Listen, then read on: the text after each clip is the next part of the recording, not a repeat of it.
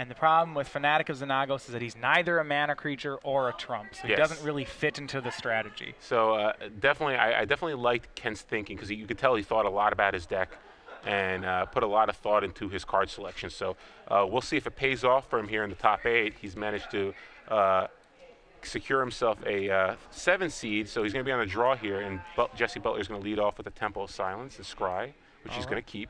Yeah, so Jessie Butler is not playing any cards from the new set. He's actually running a 4 of Alms Beast in the main deck, in the place where a lot of these decks have Bramaz. That's kind of some tech out of block constructed Mike there. Flores must be salivating right now if he gets to see Alms Beast on camera. All right, so we have the number 2 seed, Jessie Butler, setting up with 2 tap lands, but it's Kent who will get the first threat onto the board, and this is one of the more scary starts. It is a turn 2 Courser of Krufix from Kent. So he does have a Temple on top. Remember, he can't cast it. It's not Oracle of Moldiah. He can't ramp with it. So, yeah, Kent's hand's pretty good. He's got 2 Planeswalkers, a Chandra and a Xenagos. And again, he's got a land on top of his deck, and now he's going to see if he's got another land on top that he can play. Yeah, he's got to be thrilled right there. There he is. So card advantage achieved from Courser of Krufix. I got to say, Courser is a lot better than I gave it credit for. Well, the moment you get a card off it, it's a pretty good one. Yeah, so, wow. So pretty good here. Pretty good start here for Kent. He's going to be able to play a Xenagos here, likely. Yeah, well, he gets to pick between Planeswalkers. He actually has Chandra, Pyromaster, and Xenagos, God of Revels. So he'll get to pick the Planeswalker he wants. And you're absolutely right. It's going to be Xenagos. And Kent now 3 permanents on the board.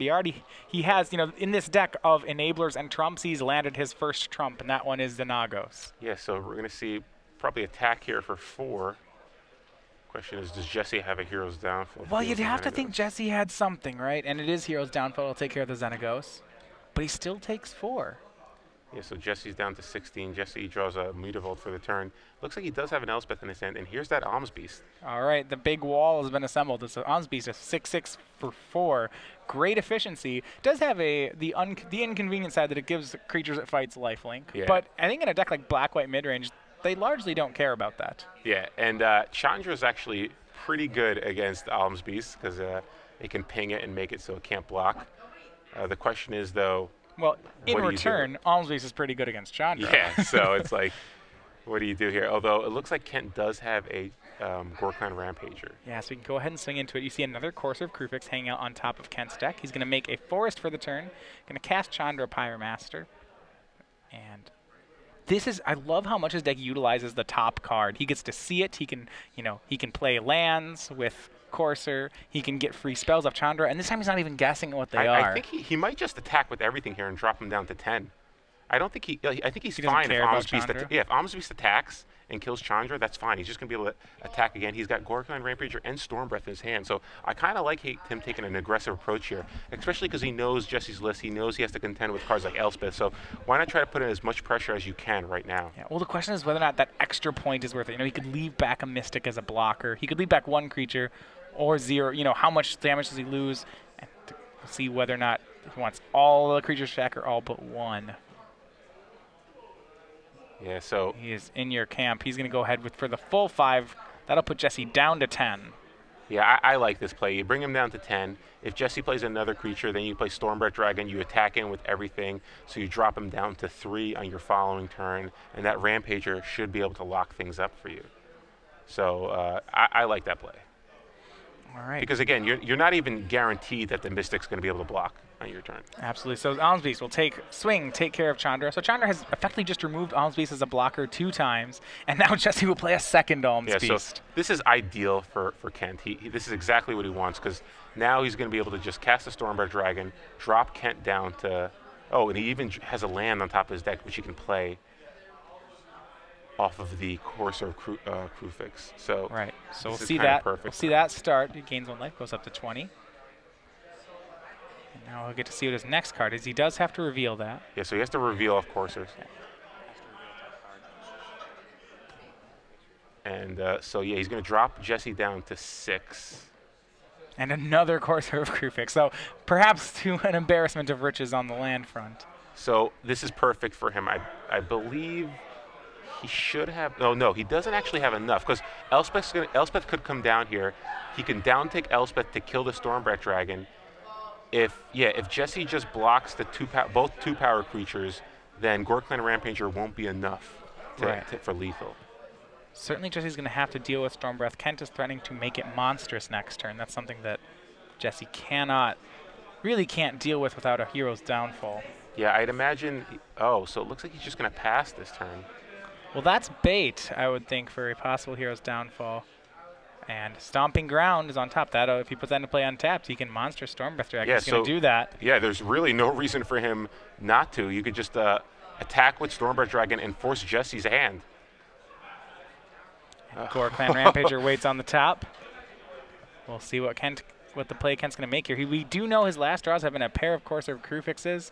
He does have a couple lands, it looks like, and a Gore Clan Rampager. So he's running low on resources, but Jessie's running low on life points. Yeah, so given that he has another Rampager on top of his library now, I kind of like just attacking with Stormbreath Dragon here and trying to figure out if Jessie has the removal spell or not. Yeah, don't even bother. If Jessie does nothing, don't even bother Monster Sting. Just drop him down to 2, and let the dragon do the rest of the work. You can activate the monster's ability on Jessie's upkeep to finish him off. So yeah, I like this sequence by Ken. He's just playing cautiously. Yep. So he swings Jessie down to 2. And then on the upkeep, here we go. Yeah, and this is kind of why I think he needed to play Elspeth last turn. Oh, I'm sorry. Yeah, he would have killed his own Alms Beast. There you go. Wouldn't have had it. So yeah, he actually had no shot there. Goes to Ketter in a powerful display, really swinging creatures in the face of many Alms Beasts. Yeah, Alms Beast doesn't work that great when you're trying to downtake Elspeth sometimes, but and Alms Beast, interesting. It's one of those cards you think could actually be good against Kent's deck, but Kent just had a really good start. You know, turn 2 Corsair into a Xenagos, into another creature. So he just kind of curved out on Jessie, and Jessie just didn't do anything until turn 4. And then Chandra, he took an aggressive line there, made it unblockable, effectively just turning Chandra into a falter for the turn and plus 1 damage. So. Yeah, the play of the Chandra was really nice. Yeah, it was an aggressive line, and I really like that play. You can tell Kent kind of knew what he needed to do in order to win that game. So very good play by Kent in game 1. After board here, what are we going to see here? It looks like Jessie's deck, he's got a lot of cards that can come in here. Obviously, the mono black decks, or even the mono black splashing white decks, they have a lot of options. He's got 3 copies of Lifebane Zombie, which again, could be good against them. He's got 3 copies of Duress, which probably aren't going to do anything. Yeah. Actually, before we go over the rest of the matchup, though, we're going to bring you back into the booth for a second. So for those of you joining us, I'm Matthias Hunt, this is Osip Levidovic. We do a giveaway during the SCG Opens where we give away 3, then 6, then 12 months of Star City Game Premium during the top 8, top 4, and finals of our events. Tonight we'll just be doing the top 8, but that does mean 3 months of Star City Games Premium. So how do you win this Star City Premium? Well, we're going to ask you a trivia question, and you have to correctly answer the trivia question on Twitter with the hashtag SCG Premium that you see at the bottom of our screen. At the end of all the top 8 matches, a winner will be randomly selected from the correct answers, and that person will receive 3 months of SCG Premium. So the question does have to do with our top 8. Has to do with Kent Ketter's deck. We've been talking about this a lot, so this is going to be an easy one. We're starting off for 3 months. We're wondering what card from Born of the Gods, or what enchantment creature from Born of the Gods is a 4 of in Kent Ketter's main deck. So Kent Ketter playing green-red monsters. We saw some of it last game. If you know the answer to that, please tweet that with hashtag SCG Premium. We'll announce the winner at the end of our matches. And it's going to be a tough one. It's a tough one. Because we've only mentioned it about 50,000 times today. Okay, well, let's get into the match, though. You were saying with mono black, Lifebane Zombie's got to be a go-to card. Yeah, Lifebane Zombie definitely thinks something that he wants to bring in. Doomblade, Ultimate Price, Bile Bright. He just wants to bring in a bunch of removal spells. Beyond that, though, not sure he really cares about bringing in Obsidian, particularly in this matchup, or Dark Betrayals, obviously. And Duress is obviously a card that could be good at dealing with Domri Rod, but I don't think you can really afford to draw him later in the game. How do you feel about Revoke Existence? It's a card that deals with gods and perhaps some enchantment creatures that could be in Kent's deck. I think it's okay, but again, the real problematic cards for you are Domri, Stormbreath Dragon, Polychronos. Revoke Existence doesn't really deal with those cards, so I think obviously the enchantment creature is something that he can deal with. The god is the thing. God is something that's great, but there's really only one Xenagos in his deck, So Sure. I don't think it's worth boarding it in. There's too many times where the card could be dead, and I just don't think you can afford to draw dead cards in this matchup, given how much pressure Kent kind of puts on you. So these black removal decks certainly have, in the past, been difficult matchups for green-red. Obviously, that game did not seem too difficult at all. But one of the things is it does get worse for after sideboarding. We look at Kent's sideboard. The cards would gravitate to normally is Rurik Thar the Unbowed. He at least makes Jessie pay a price if he wants to remove Kent's creatures. On top of that, how do you feel about cards like Arbor Colossus, just increasing the threat density of the deck and possibly providing an answer to cards like Nightveil Spectre? Yeah, well, one good thing for Kent is that he knows Jessie's deck list, so he knows he doesn't have to deal with Desecration Demon, which is one of the reasons he has cards like Arbor Colossus and Plummet in his sideboard. So now, even though there are 3 copies of Nightveil Spectre in Jessie's deck, I don't think it's worth boarding into Plummet. Arbor Colossus is, again, it's another threat he can bring in, but I'm not sure it's a better threat than Rurik Thar. And so I wouldn't really expect him to bring in the Arbor Colossus. Bow of Nihilea, that's an interesting card because it will allow him to kind of keep attacking through Alms Beasts. All his creatures will gain Death Touch. So it allows him to gain value out of his cards like Elvish Mystic if he wants to. Some of his more enabler style cards. Yeah, Mizzium Mortar seems like the weakest card in his main deck in this particular matchup. But talking to him, he thinks it's also one of the cards that he kind of needs in order to beat an Elspeth sometimes. You know, to be able to overload it and deal with the Elspeth tokens and then attack the Elspeth. He thinks that's one of the few ways he can actually deal with Elspeth because he doesn't really have many ways that can deal with Elspeth once it hits play. So I'm not sure he's going to board out all his Mizzium Mortars, but beyond that, you know, he has 1 copy of Scavenging Ooze, which isn't very good, and you know, really not that many cards he wants to board out, to be honest. Yeah, his deck's already pretty threat dense, so it's touchy how much more of it he can actually board out. Yeah, I wouldn't be surprised if he just boards out, you know, maybe a couple of copies of Mizzium Mortars and the Ooze for just like a couple of Rurik Thars possibly, and then maybe just a Flesh and Blood as another way to sort of potentially deal with an Elspeth. All right, and we are getting ready for game 2. Jessie Butler once again will be on the play. He is now down 1-0, playing against Kent Ketter. Remember, Kent, a runner-up just as recent as a month ago in Columbus in Standard, on a pretty good start to his 2014 campaign. All right. So looks like Kent's hand has a bunch of lands. He does have a Mizzium Mortars, and he has a turn 1 Elvish Mystic. So let's see if he can. And he does have the Courser as well. So very similar start for Kent. Yeah, turn 1 Elvish Mystic, something that the green-red deck certainly wishes it could have every game. Yeah. And we will now get to see, though, this is one of those cards that's just excellent against green-red. As it is against most decks, it's Thoughtseize. Yeah, so really, this is one of the reasons that people hate having to play against this card because it's going to wreck suddenly a hand that you think is pretty good gets significantly weaker just because of one Thoughtseize. So obviously he's still got a Planeswalker, he's still got a Courser, but he's going to make his hand all Mana Dorks and Mizzium Mortars. Yeah. He takes the Xanago, so Kent will still get. Well, it doesn't even look like he gets it. Yeah, he'll still get his turn 2 Courser of Kruphix. Yeah, so he'll be able to play turn 2 Courser here, and now he draws a mana creature in Sylvan Caryatid. So, you know, like you were saying, mana a lot of mana dorks and mortars. So he really doesn't have a great strategy here. He really needs those Planeswalkers to kind of come back from. If Jessie's able to get like an Alms Beast in play and then survive long enough to get an Elspeth, he just doesn't have enough to compete against that right now. All right, so that turn 2 Courser, we'll see it again and play this time off a Mutavault. And that's got to be one of the daggers, right? He hits the land off it, but he can't play it this turn. Yeah. Now he has to hope that the next card's a land. Yes, and he has a Temple of Abandon in his hand.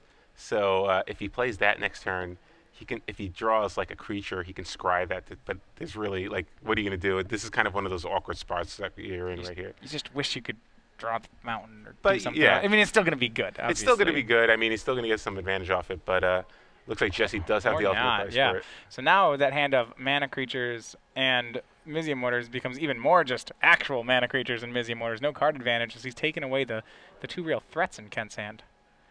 So it looks like he's going to attack. Hit him with a Mutavault. I'm surprised he's actually, it looks like he's going to play Mountain Caryatid here. I'm surprised he didn't just attack for 3 and play the Temple and scry to get a little more info. Because, like, you obviously just want to draw a threat here.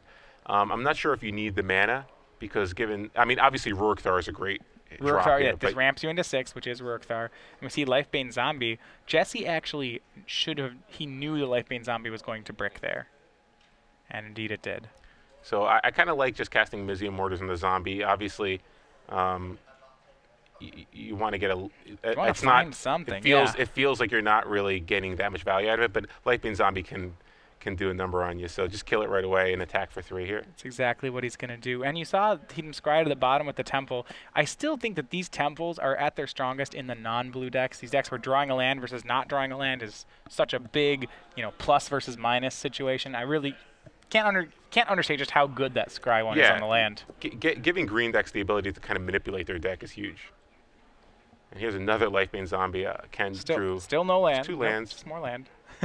So for facing off against a double Lifebane Zombie draw, Ken's doing fine right now, I would say. Ken's doing fine because he's got enough mana to cast Stormbreath Dragon and Monstrous it next turn. So suddenly he is firmly in the driver's seat. Well, Jesse's got to kill it. If Jesse can kill it, he's fine. But he hasn't. He doesn't have a removal spell in his hand. Yeah, he doesn't have a connections either. This is a situation where if Jesse was, instead of playing Lifebane Zombies, if he was playing Underworld Connections, I'd be very terrified. As Kent, I'd be feeling pretty down right now if my opponent was drawing 2 cards a turn. But if my opponent's just playing 3/1s for 3, all right, I can deal with that. I can make a 4/4. That's fine. 3/1's not very big in the world of green-red monsters. So wow, I like this play by Kent. He actually attacks with the Mutavault as well.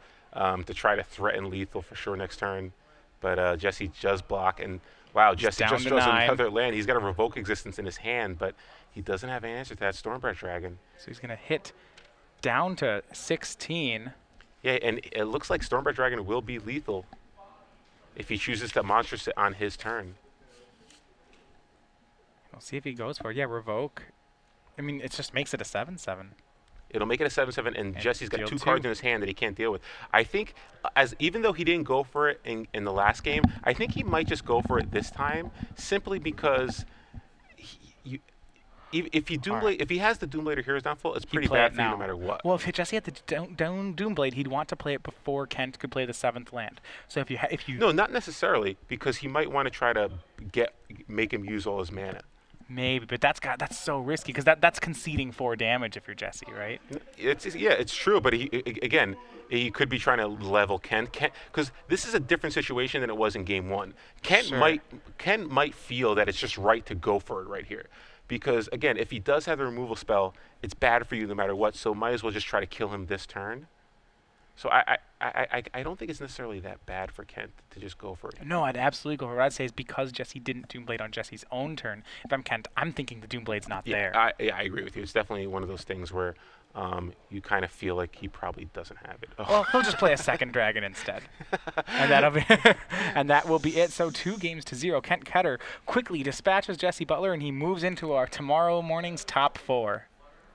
Yeah, so that was even if Jesse wasn't dead that turn, so if Jesse drew an Elspeth, he would be able to kill both of the dragons, but Kent still had that Elvish Mystic in play, and Jesse would have been at 1. So no matter what, it seemed like Jesse couldn't have won that game.